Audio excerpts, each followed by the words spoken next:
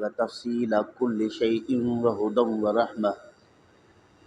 ورحمة لقوم يؤمنون صدق اللہ العظیم۔ الحمدللہ، رمضان شریف کے بابرکت مہینے میں سورہ یوسف شریف کی 111 آیت ترجمہ اور تفسیر اور تشریح کے ساتھ سماعت فرما رہے ہیں۔ اللہ رب العالمین نے آخر میں حضرت یوسف علیہ السلام، دیگر انبیاء کرام اور ان کی امتوں کے حالات کے متعلق بیان فرماتے ہوئے فرمایا لَقَدْ كَانَ فِي قَصَصِهِمْ عِبْرَةٌ لِأُولِي الْأَلْبَابِ، البتہ تحقیق ان کے قصوں میں عقل والوں کے لیے عبرت ہے۔ عبرت یہ ہے کہ دیکھیں، حضرت یوسف علیہ السلام کے بھائیوں نے بغض اور حسد میں حضرت یوسف علیہ السلام کو زیر کرنا چاہ رہے تھے، نیچا دکھانا چاہ رہے تھے، ان کی ترقی کی راہ میں رکاوٹ بننا چاہ رہے تھے۔ انہوں نے اپنی تمام تر کوششوں کے باوجود پوری طرح انہیں ناکامی اور شرمندگی کا سامنا کرنا پڑا۔ اس سے عبرت حاصل یہ کرنا چاہیے کہ جس کو اللہ رب العالمین عزت دینا چاہتا ہے، اللہ کے دین کو تسلیم کر لینا چاہیے۔ جس کو اللہ نے مقام اور مرتبہ دیا ہے، اللہ رب العالمین کے عطا کردہ نعمت جس کے پاس ہے اسے تسلیم کیا جائے، نہ کہ اس کے ساتھ دشمنی، عداوت اور حسد کیا جائے۔ خواہ وہ منصب کسی قسم کا ہے، دینی ہے یا دنیاوی ہے، اللہ نے اس کو عطا کیا ہے۔ حسد سے آپ اس کو ختم نہیں کر سکتے، بغض سے آپ اس کو مٹا نہیں سکتے۔ حسد اور بغض کی وجہ سے وہ خود مٹ جاتے ہیں، خود جو ہے نیچے ہو جاتے ہیں، خود شرمندہ تعبیر بن جاتے ہیں۔ دوسرا مقام یہ ہے کہ اللہ رب العالمین کے انبیاء کرام علیہ السلام جن کے لوگوں نے تکذیب کی، شرائط ان کی شریعتوں کا انکار کیا، انہوں نے اپنی قوت دبدبہ کا اظہار کیا، لیکن وہ سب کے سب نشان عبرت بن گئے۔ اللہ رب العالمین کے پیارے نبی، اللہ کے پیارے پیغمبر اپنے منصب میں کامیاب ہو گئے اور منزل مقصود تک پہنچ گئے۔ اس کے بعد فرمایا ما کان حدیثا یفترا، قرآن مجید یا ایسے کسی گھڑی ہوئی نہیں ہیں جو گھڑ کے کسی کو سنا دیا جائے، عام ناول کی طرح نہیں ہے۔ قرآن میں جو واقعات بیان ہوئے ہیں، انبیاء کرام کے حالات بیان ہوئے ہیں، حکایتیں بیان ہوئی ہیں، قوموں کے عذاب کا ذکر بیان ہوا ہے، یہ محض ناول نگاری نہیں ہے بلکہ حقائق پر مبنی ہے، جس کا انکار کوئی نہیں کر سکتا۔ وَلَٰكِنَّ تَصْدِيقَ الَّذِي بَيْنَ يَدَيْهِ، قرآن کریم وہ کتاب ہے جو کچھ اس کے سامنے ہے اس کی تصدیق کرتا ہے۔ قرآن میں انبیاء کرام علیہ السلام کا ذکر ہے، قرآن میں توریت اور زبور اور انجیل کا ذکر ہے، ان کو اللہ رب العالمین کی طرف سے جو نازل ہونے کا مسئلہ ہے اس کا بیان ہے، ان کے اندر جو دین اسلام کی تعلیمات ہیں ان کی وضاحت قرآن کریم کے اندر موجود ہے۔ وَتَفْصِيلَ كُلِّ شَيْءٍ، اور قرآن مجید میں ہر چیز کی تفصیل موجود ہے، بشرطے کہ کوئی قرآن پڑھنے والا ہو، قرآن سمجھنے والا ہو۔ قرآن مجید میں الجھن نہیں ہے، قرآن مجید میں تضاد نہیں ہے۔ قرآن مجید پڑھنے والا قرآن مجید پڑھ کر اس سے ہدایت حاصل کر سکتا ہے، چونکہ وَہُدًى، یہ ہدایت بھی ہے، وَرَحْمَةً، رحمت بھی ہے۔ قرآن کی یہ وصف ہے ہدایت اور قرآن کی یہ وصف ہے رحمت۔ اب قرآن کریم سے لو لگائے، قرآن کریم سے دل لگائے اور قرآن مجید پر یقین کر کے اس کے اندر جو کچھ بیان ہوا ہے اس کو مان کر انسان اگر زندگی گزار لیتا ہے تو اس قرآن مجید سے اس کو ہدایت ملتا ہے۔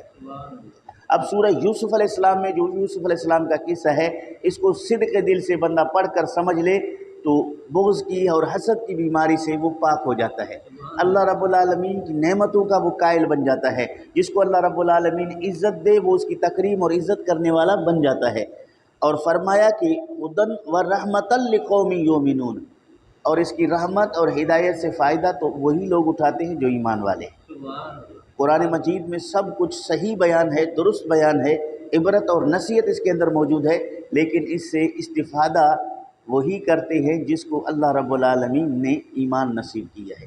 ایمان کی دولت جسے نصیب ہوا ہے وہ قرآن، اس کے لیے قرآن ہدایت بھی ہے، اس کے لیے قرآن رحمت بھی ہے۔ دوسرے مقام پہ فرمایا وَنُنَزِّلُ مِنَ الْقُرْآنِ مَا هُوَ شِفَاءٌ وَرَحْمَةٌ لِّلْمُؤْمِنِينَ، قرآن مجید کو ہم نے نازل کیا ہے، اس کے اندر شفا بھی ہے، یہ ایمان والوں کے لیے رحمت ہے۔ بیماریوں کی دو قسمیں، ظاہری بیماریاں اور باطنی بیماریاں۔ قرآن مجید ظاہری بیماریوں کا بھی شفا ہے اور باطنی بیماریوں کے لیے بھی شفا ہے۔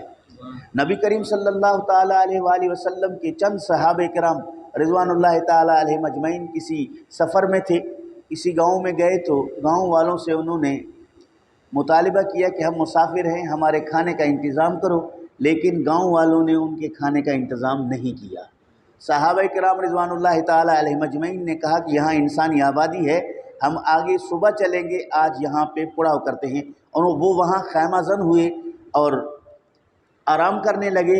تھوڑی دیر کے بعد اس گاؤں میں سے ایک شخص دوڑتا ہوا آیا، ان صحابہ سے کہا کیا تم میں سے کوئی ایسا حکیم، کیسا کوئی رقیہ پڑھنے والا، دم کرنے والا ہے؟ ہمارے سردار کو بچھو نے ڈسا ہے، ہمارے سردار کو بچھو نے کاٹا ہے، اگر تم اس کا علاج کرو۔ تو انہوں نے کہا کہ ہم تو آپ کے مہمان تھے، آپ نے ہمیں کھانا تک نہیں کھلایا، ہم آپ کے سردار کا علاج تو کریں گے لیکن ہم اس کا معاوضہ لیں گے۔ انہوں نے چند بکریاں، بخاری شریف کے اندر موجود ہے، انہوں نے چند بکریاں رسول کریم صلی اللہ تعالیٰ علیہ وسلم کے صحابہ کو دیا۔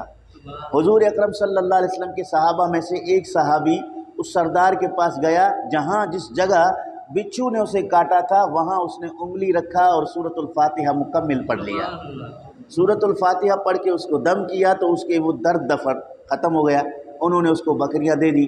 وہ صحابی بکریاں لے کر اپنے ساتھیوں کے پاس پہنچا تو اب یہ چونکہ نیا مسئلہ تھا، حضور اکرم صلی اللہ علیہ وسلم کے صحابہ انتہائی متقی اور پرہیزگار تھے، انہوں نے کہا کہ ہم یہ بکریاں اس وقت تک استعمال نہیں کریں گے جب تک رسول کریم صلی اللہ علیہ وسلم سے یہ مسئلہ معلوم کریں کہ دم کرنے کے عوض میں ہمیں کچھ بکریاں ملی ہیں، وہ ہمارے لیے حلال ہے یا حرام ہے، ہم اس کو استعمال کریں یا واپس کریں۔ وہ صحابہ کرام رضوان اللہ تعالیٰ علیہم اجمعین نبی کریم صلی اللہ علیہ وسلم کی بارگاہ میں سفر سے جب واپس ہوئے تو حضور سے عرض کیا، یا رسول اللہ اس طرح ہمارے ساتھ واقعہ ہوا، ہم نے گاؤں والوں سے کھانا طلب کیا، انہوں نے ہمیں کھانا نہیں دیا، تھوڑی دیر کے بعد اس کے سردار کو بچھو نے کاٹا، وہ پریشان ہو کے ہمارے پاس دوڑے، ہم نے اس کا علاج قرآن کریم سے کیا، اس کے عوض میں انہوں نے ہمیں بکریاں دی ہیں، ہم وہ بکریاں استعمال کر سکتے ہیں یا نہیں؟ رسول کریم صلی اللہ علیہ وسلم نے فرمایا کہ وہ بکریاں تمہارے لیے جائز ہیں، اس میں میرا حصہ بھی رکھو۔ اس میں ایک ثابت ہو گیا کہ قرآن مجید ظاہری بیماریوں کا شفا بھی ہے، باطنی بیماریوں کے لیے تو ہے، کفر ختم ہو جاتا ہے، شرک ختم ہو جاتا ہے، بے دینی لادینی قرآن کریم سے ختم ہو جاتا ہے، یہ تمام امراض ہیں دل کے، قرآن مجید شفا ہے۔ تو قرآن مجید کو پڑھ لینا چاہیے، قرآن مجید کو سمجھ لینا چاہیے، قرآن مجید کی تلاوت ہر انسان ہر وقت کرنا چاہیے۔ نبی کریم صلی اللہ تعالیٰ علیہ وآلہ وسلم نے فرمایا کہ جس دل میں قرآن مجید نہیں ہے وہ مثل قبر کے ہے، ویرانے کے ہے، برباد علاقہ ہے۔ تو قرآن مجید میں سے کچھ نہ کچھ ہر مسلمان کو یاد ہونا چاہیے، سورۃ الفاتحہ، سورۃ اخلاص ہی صحیح، یہ دو صورتیں، چھوٹی سی دو صورتیں بھی اس کو یاد ہونی چاہیے، ایک آیت ہی صحیح قرآن مجید کی، 1-1.5 آیت کی بھی حافظ ہو تاکہ اس کا دل جو ہے قرآن مجید کے نور سے منور ہو، وہ ویرانہ اور برباد اور قبر کی مثل نہ ہو۔ تو آپ خود بھی پڑھیں، اپنے بچوں کو بھی پڑھائیں۔ سورہ یوسف کا یہ درس مکمل ہو گیا۔ کل انشاءاللہ العزیز نماز عید الفطر ہماری جامع مسجد میں 8:15 بجے پڑھائی جائے گی۔ ٹائم کی پابندی ہم سب پہ لازم ہے، اللہ تعالیٰ عمل کی توفیق نصیب فرمائے۔